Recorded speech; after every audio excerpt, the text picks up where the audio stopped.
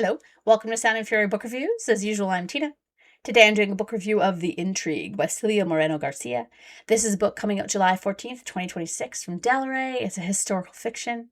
I received this art from NetGalley in exchange for a fair review. Scintillating and sexy, The Intrigue is not quite thriller Mexican historical fiction.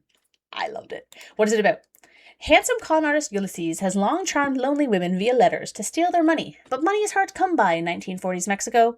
Ulysses knows his looks won't last forever, and he's desperate to get his hands on a real fortune. He thinks he's found it when he captivates his newest correspondent, Perla, the owner of a small-town boarding house in picturesque Veracruz.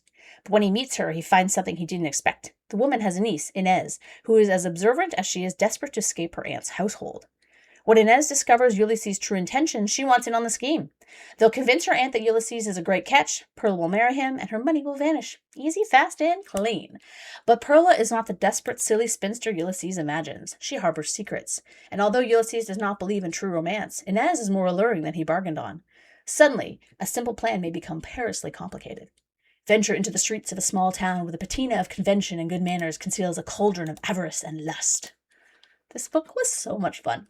While I have a knowledge of British, American, and Canadian social customs of the mid-20th century, I wasn't super aware of those in Mexico, so this book was both fascinating from a I'm learning something new angle here, as well as the story itself. Of course, the social customs are similar to those I was acquainted with, the kinds of propriety, all of that stuff. But there were some differences that I found really striking, such as it being customary for younger daughters of well-off families to not marry, so to be caretakers for their parents. Yeesh, I'm not sure what's worse. What's so interesting about this book is how complicit and indoctrinating the one character, Perla, is to these social class expectations, but also how she uses them when it's convenient to her. She bends the rules when it suits her, which is where the fine balance between sympathy and, screw her over comes in. This book is very good at making you feel bad for the characters, but also kind of hope that they get what's coming to them, and your loyalties kind of shift as the story moves along.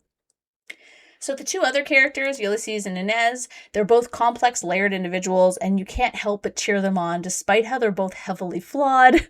These two are trying to pull off something deeply wrong on quite a few levels, but Perla is so increasingly awful that you soon grow from watching like a voyeur to encouraging them in their plan.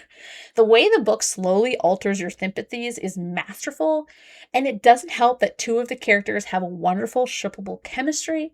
I rooted hard for them, like more than I do characters in some romance novels.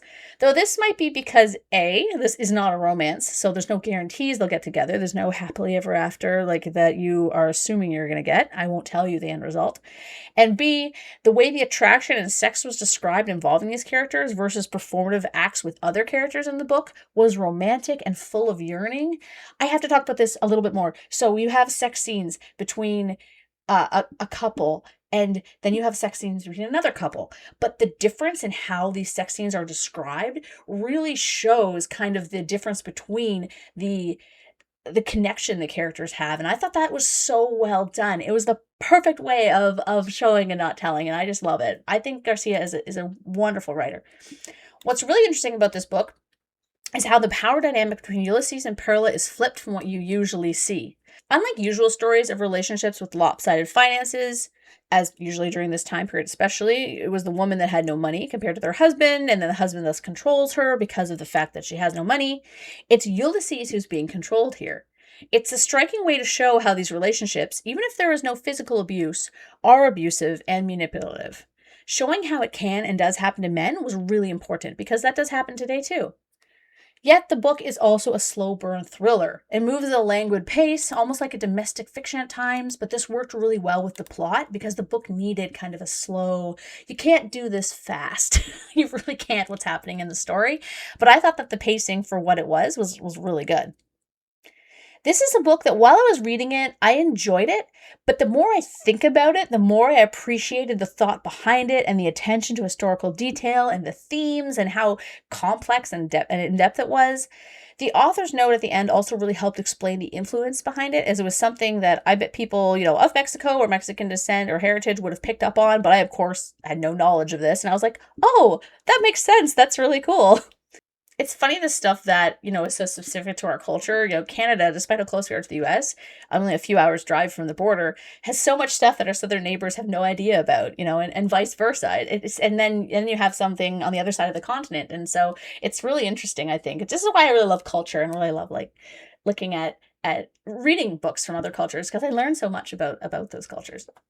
Overall, The Intrigue is an intelligent, sexy, in-depth look at the dynamics within relationships, marriage, and social classes. There is so much more I could talk about with it. I didn't even talk about social class at all, but I'd rather you read it yourself because it's a joy to read. I really liked it.